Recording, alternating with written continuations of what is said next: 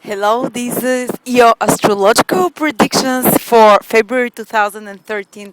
And because it's the month of love, we're shooting from the town of Romance, Paris, as you can see. And in this month, I'm going to make an emphasis on your love relationships. For not for everyone, they will be so intense or important during this month, but I will keep with the nature of the month and focus mostly on love. And I want you to check your ascendant, sun, and moon signs astrologically, the holy trinity of astrology, as I keep repeating. In order to know your ascendant sign, you need to know your time of birth, and it's astrologically usually the most correct predictions that you can get, the most specific prediction. Also, if you're a woman in particular, check your moon sign because women respond very strongly to the moon sign that they're born with, the sign where the moon once was in during the period when they were born, during the day, the year, the month, because the moon rules the female body, the emotions, and women are more emotional beings, as you all know. And you also check your sun sign prediction because the sun is your individuality, your particular role in life, a more active side. So the sun prediction will give you also insight, often to do more with your career as well, or with your more with that area of life where you can have more conscious influence over, where you can have more control over by your actions. While the ascendant and moon sign, they're somehow a bit more fated. There are things where fate takes over and things happen to you where you don't have much control over circumstances. In order to find out your ascendant and moon sign and write down not only the signs but the degrees that those are on, go to my website astrolada.com, where I have a birth chart calculator.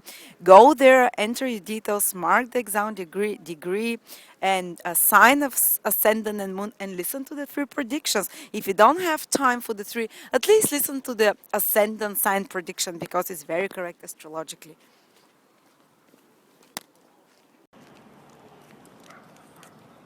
Hi Aquarius, your horoscope for February 2013, and we'll stress on love in particular.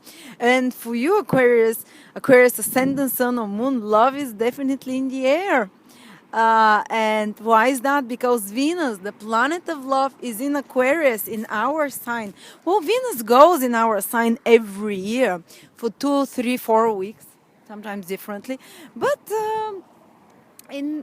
whenever it goes through your sign, you don't every year meet the love of your life, but you have more intensified experience of love during this period. So even if you already found the partner of your love, or even if you're in your 90s or 80s and you're not interested in love, it's when Venus passes the sign, the ascendant, the moon, or the sun sign, when it's in your own sign, just the experience of your heart chakra opens up more because Venus rules the fifth chakra here, which is the heart chakra, which is romance, appreciation, and love. And you don't have to fall in love. You can love and appreciate something, or someone without falling in love, and without romance. It's not always romance that we appreciate and we love, but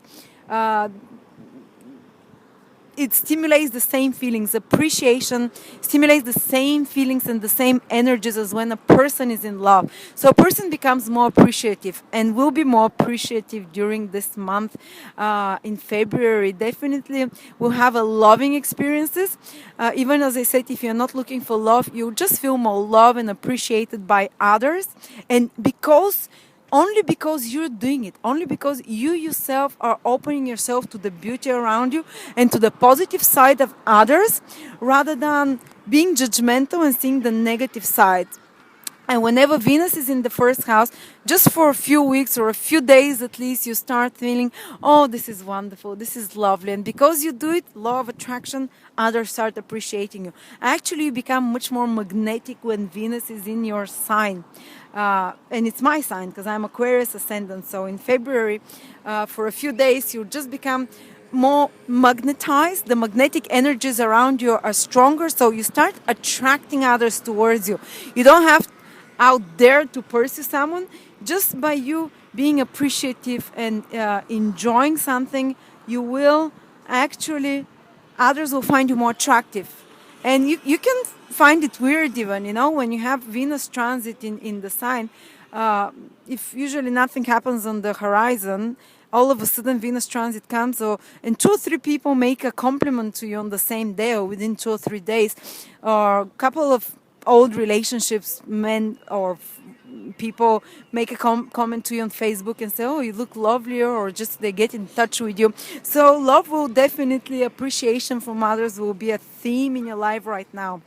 You can also meet someone, as I said, and it will be because of your own magnetic nature, your own confidence, improved confidence, and your own improved sense of worth. Because Venus rules also worth, and somehow, as I said, you're magnetized, so you attract others. So it's for some of you who are single, I can sincerely say that it can be a period for you to meet the person or a person, or have much more romantic chance of fun and love. And if you're not looking for love, Venus is the planet of pleasure and enjoyment.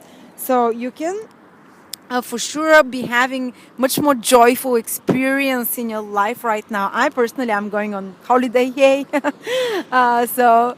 That's definitely working for me. And Venus also represents all the luxurious experiences of life, like good food, like a nice massage, shopping for good clothes, beautiful materials, good smells and taste. So for a few days or for a few weeks, for some of you, you just feel in a much more luxurious mode, that you pamper yourself more, that you make yourself look prettier.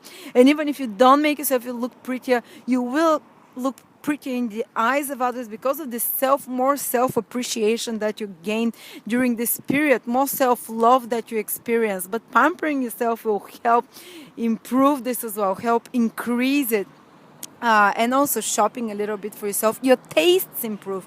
Venus is the planet of taste, so you have a better ability to, for a few weeks or a few days in February, to buy things which you will much more willingly cherish and appreciate for longer periods in your life, and your taste will be better, as I said, and somehow you even will dress better. There is more charmingness, and your approach to others will be more magnetic and charming. And as they say, you you'll be like soft as cotton. And because of your kind, charming approaches, others will be more willing to open up to you, to you know to to do things for you. So you can.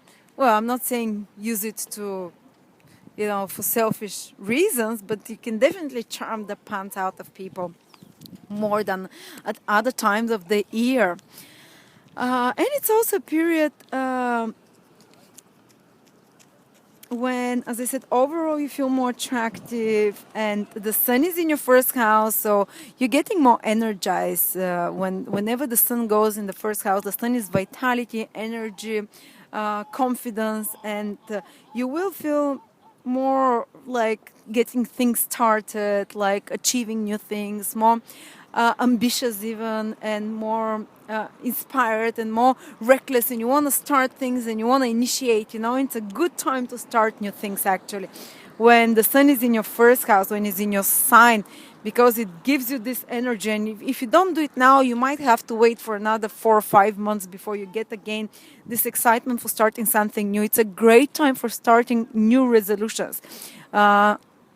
It's not only New Year's Eve that you do new resolutions, but when the sun goes into your sign in Aquarius, whether it's your ascendant, moon, or sun, it doesn't matter. But it's a great period now for you to initiate something, maybe to decide to start a workout regime or a new project or whatever, because you have much more chance now to stick with it if you start it in February, to stick with those things that you resolved to do than at other periods. Also, there are planets in your second house, which is Mercury, which is the planet of, which is the manager. And second house is your financial resources, and Mercury gets retrograde there, so you have a chance to become more to manage better your resources, to put more energy into managing those, and to be more clever with your money, so to speak, to be a better manager of your finances, of your money, to improve somehow on your money, to improve your efficiency at dealing with your money and your possessions as well. Maybe you might open a new bank account, transfer some money into a bank account. It just, you do some financial transactions and financial planning, which will help in the long run, because Mercury will be in your second house for 2 months, in February and March. And it's a great time to review your finances and to plan better, to be cleverer about them. As I said, Mercury is a manager. Don't miss this opportunity, Aquarius. That's for me for sure. And Yes, well, there are some very challenging and some very positive influences for Aquarius, because Saturn is transiting some degrees, particularly if you have your ascendant or moon from 10 till 12 degrees in Aquarius. So if you're born from the 29th of January till the 1st of February, you have Saturn transit, where Saturn requires more work, more self-examination, a bit more restriction, a bit more difficulty, more testing, a bit more criticism from others and from yourself. So you lower self-esteem as well, because transits are very powerful. Saturn transits are very powerful.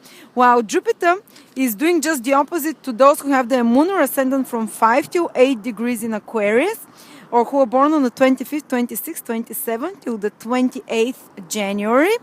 They have Jupiter influence. Jupiter does the opposite. It inspires you. It gives you confidence, optimism, new opportunities. So it can be some Aquarius who will be having breaks in life and opportunities and growth and confidence, while others will be having it a bit more lowered and they have to struggle through it. But because Jupiter and Saturn are influencing very close days and degrees, the influences might be a bit mixed. So it might be a bit of a mixed month for a lot of Aquarius, where they're having some great opportunities and excitement and positivity, and they're thinking, yay, it's finally gonna happen for me, I'm gonna do it. And then Saturn brings them down the next day, an obstacle appears, someone tells you, oh, it's a shit job you've done, or even in love and relationship, where one day everything goes well, and then the next day, oh, it's not happening again. I'm not sure if I love him, or no, they cut you off. So it can be a bit of this up and down because of those two very contradictory influences of Saturn and Jupiter, which are affecting both similar degrees. But that's overall for you, Aquarius. What's most important is that in the month of love, Venus is in our sign in Aquarius, so we'll be privileged when it comes to love. Thank you. And if you have particular questions about love, relationships, career, you can always contact one of my psychics or myself, starting from $14 for a reading for 10 minutes. And they're great. I've scouted them from all over the world, and I personally use them as well weekly. So if you trust me, you can trust my judgment in those people as well. Thank you so much.